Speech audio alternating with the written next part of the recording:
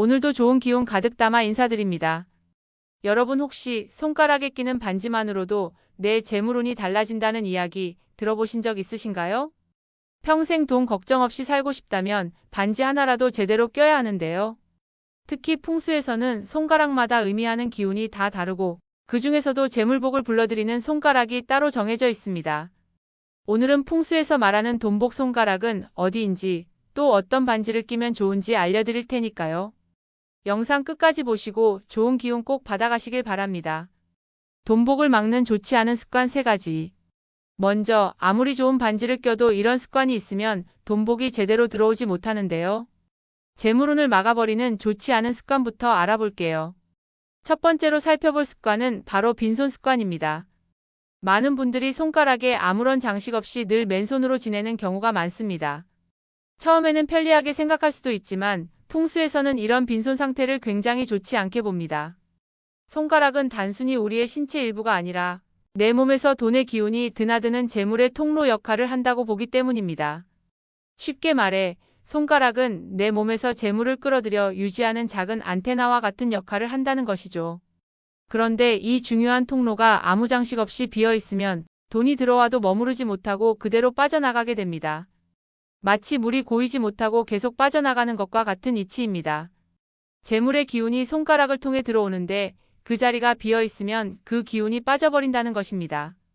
그래서 손가락에 아무런 장식이 없는 빈손 상태가 지속되면 재물운은 물론이고 기회마저 놓치는 경우가 많습니다. 풍수에서는 손이 비면 돈도 비게 된다는 말이 있을 정도로 손가락을 빈 상태로 두는 것을 경계합니다. 실제로 손가락에 반지가 없으면 재물의 흐름이 끊어지고 기운이 잘 돌지 않는다고 봅니다. 특히 돈과 직접 관계가 깊은 오른손 4번째 손가락은 재물을 모으는 자리로 불립니다.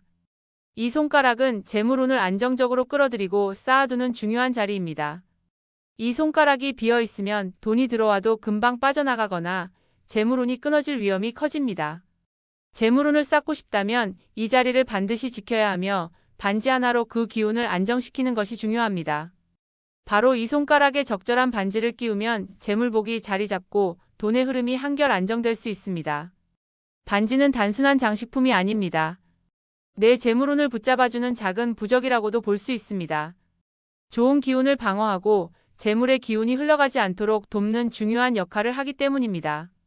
그래서 매일 손가락이 비어있는 상태로 생활하는 건 돈복을 흘려보내는 가장 안 좋은 습관 중 하나입니다. 빈손은 돈이 새어나가게 하는 통로와도 같고 그 자리가 비어있을수록 재물의 흐름도 방해받게 됩니다. 이를 예방하기 위해서는 손가락에 의미 있는 반지 하나씩 꼭 채워두는 습관을 들이는 것이 중요합니다.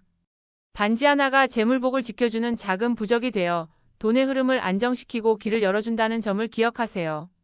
오늘부터라도 손가락이 비어 있는지 한번 점검해 보시고 의미 있는 반지를 하나씩 끼는 습관을 들여보세요. 작은 변화로 큰 차이를 만들 수 있다는 점을 꼭 기억하고 실천하시길 바랍니다. 두 번째로 살펴볼 습관은 바로 반지 위치를 잘못 잡는 경우입니다. 많은 분들이 반지를 낄 때 그냥 예뻐 보이거나 손가락 굵기에 맞는 자리에 무심코 끼는 경우가 많습니다. 어떤 날은 검지, 어떤 날은 중지, 그날 기분에 따라 반지를 이리저리 옮겨가며 끼는 경우도 흔합니다. 하지만 풍수에서는 손가락마다 각각 의미하는 기운이 다르고 끼우는 위치에 따라 끌어당기는 복의 종류도 달라진다고 봅니다. 특히 재물복과 연결되는 손가락이 따로 정해져 있는데 이 손가락을 비워두거나 엉뚱한 손가락에 반지를 끼우면 재물운이 흐트러지고 돈의 흐름이 엉뚱한 방향으로 흘러가는 일이 생길 수 있습니다. 쉽게 말해 원래 돈을 모아야 할 기운이 사랑운이나 인간관계운으로 흘러가 버리거나 반대로 사람을 만나야 할 기운이 재물운으로 엉켜버리면서 복이 제대로 자리를 잡지 못하는 상황이 되는 겁니다. 실제로 풍수에서는 손가락 하나하나가 각기 다른 역할과 기운을 갖고 있다고 해석합니다.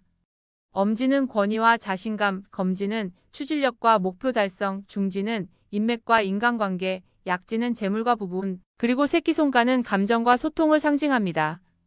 이 중에서도 재물복과 직접 연결되는 손가락이 바로 오른손 4번째 손가락입니다. 풍수에서는 이 자리를 돈의 흐름을 붙잡아주고 모아주는 자리로 보며 여기에 반지를 껴야 재물운이 끊기지 않고 꾸준히 쌓이는 기운이 강해진다고 해석합니다. 그래서 결혼반지도 약지에 끼우는 것이 단순히 문화적 의미뿐 아니라 재물과 가정의 안정이라는 풍수적 의미도 함께 담겨 있는 것입니다. 그런데 정작 이 중요한 자리에는 반지를 비워두고 감정적인 기운과 연결된 새끼손가락에만 반지를 끼면 어떻게 될까요?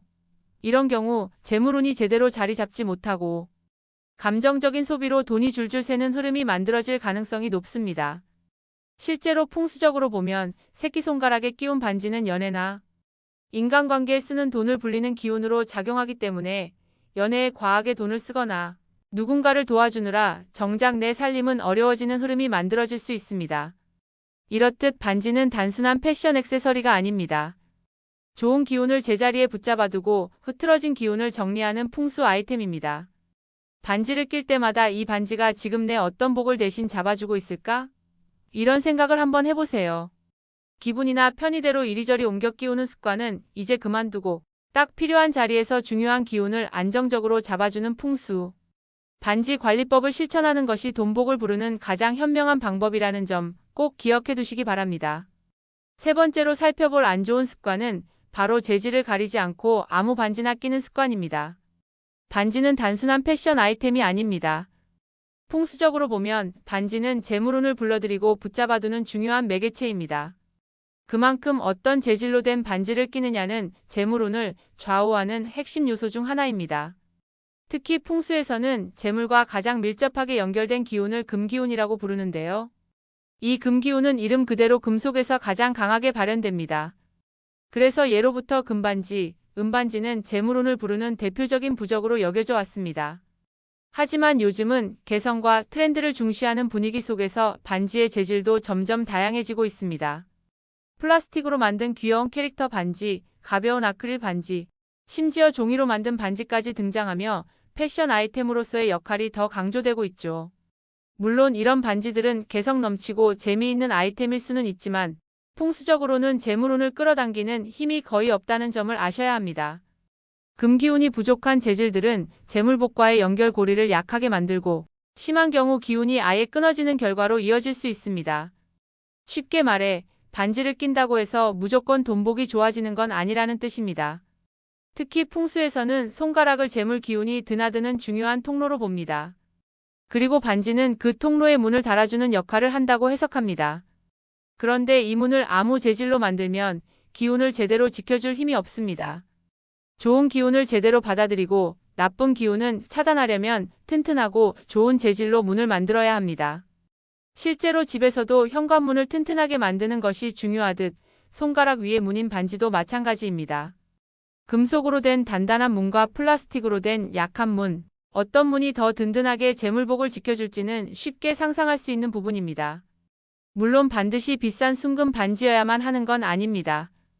은반지나 동으로 된 반지도 충분히 좋은 기운을 가질 수 있고 오래된 청동 같은 금속 역시 풍수적으로는 의미 있는 재질로 꼽힙니다. 중요한 건 반지의 재질이 가진 기운입니다. 금기운이 풍부한 금속류는 재물운과의 연결을 튼튼히 해주지만 가볍고 의미 없이 만든 반지는 기운이 불안정해지기 쉬워 돈복을 붙잡아두는 힘이 약해질 수 있습니다.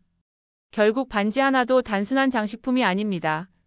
내 재물운을 직접 책임지는 작은 부적이라는 마음가짐이 필요합니다. 앞으로 반지를 고를 때는 단순히 디자인이 예쁘다는 이유만으로 선택하지 말고 손가락 위의 작은 변화 하나가 돈의 흐름을 크게 바꿀 수 있다는 점, 이 풍수적 지혜를 꼭 기억해 두시고 좋은 재질의 반지로 내 재물운을 단단히 잡아두는 현명함을 가져가시길 바랍니다. 평생 돈 걱정 없게 만들어줄 풍수 반지 비법 3가지. 이 반지가 내 돈복을 제대로 지켜줄 수 있는 재질인지 먼저 살펴보시기 바랍니다. 그럼 이제 반대로 돈복을 부르는 좋은 방법 3가지를 알려드릴게요. 첫 번째 좋은 습관은 바로 재물손가락을 알고 그 자리에 반지를 끼는 것입니다. 풍수에서는 손가락마다 각기 다른 기운과 역할이 있다고 보는데요. 그 중에서도 재물을 불러들이고 돈을 모아두는 중요한 자리로 꼽히는 손가락이 바로 오른손. 네 번째 손가락, 즉 약지입니다. 이곳은 사랑과 인연을 상징하는 자리로 잘 알려져 있지만 풍수에서는 단순히 사랑운만 담당하는 게 아니라 재물운과 직접 연결된 통로로도 봅니다. 특히 오른손은 적극적으로 기운을 끌어당기고 바깥으로 확장시키는 손, 즉 외부 에너지를 끌어오는 손으로 보는데요. 이 오른손 약지에 반지를 끼면 재물운이 끊이지 않고 흐르며 돈이 머무르는 힘이 생긴다고 전해집니다. 반면 이 중요한 자리를 비워두면 돈이 들어오더라도 쉽게 빠져나가 버리거나 돈복 자체가 들어오는 길이 막힐 수 있습니다. 그렇다면 어떤 반지를 껴야 효과가 좋을까요? 풍수에서는 반지의 디자인과 재질도 매우 중요하게 봅니다. 특히 오른손 약지에는 적당히 두께감이 있으면서 반짝이는 광택이 나는 반지가 재물복을 강하게 끌어당긴다고 합니다. 두툼한 반지는 재물을 단단히 붙잡아주는 상징이고 반짝이는 광택은 돈의 흐름을 밝고 힘차게 만들어주는 역할을 합니다. 실제로 예로부터 장사 잘 되는 사람이나 돈을 많이 만지는 사람들이 손에 두툼한 금반지를 끼고 있는 경우가 많은데 이런 풍수적 의미와 맞닿아 있는 풍경이라고 볼 수 있습니다. 반대로 너무 가늘고 힘없는 반지나 의미 없이 끼는 장식용 반지는 재물운을 제대로 잡아주지 못하는 경우가 많습니다. 특히 아무런 기운이 담기지 않은 반지를 오른손 약지에 끼면 오히려 돈이 스치듯 지나가는 흐름으로 바뀌어 버릴 수도 있습니다. 결국 중요한 건 단순히 예쁜 반지를 고르는 게 아니라 돈복을 부르는 자리인 오른손. 네 번째 손가락에 재물운을 제대로 붙잡아줄 힘 있는 반지를 선택해 끼우는 것입니다. 반지 하나에도 풍수적 의미를 담아내는 지혜. 이 작은 실천이 평생 돈복을 잡아당기는 시작점이 될 수 있습니다. 두 번째 좋은 습관은 바로 반지의 소재는 반드시 금속으로 선택하는 것입니다. 풍수에서는 재물복과 가장 밀접한 기운을 금기운이라고 보는데요.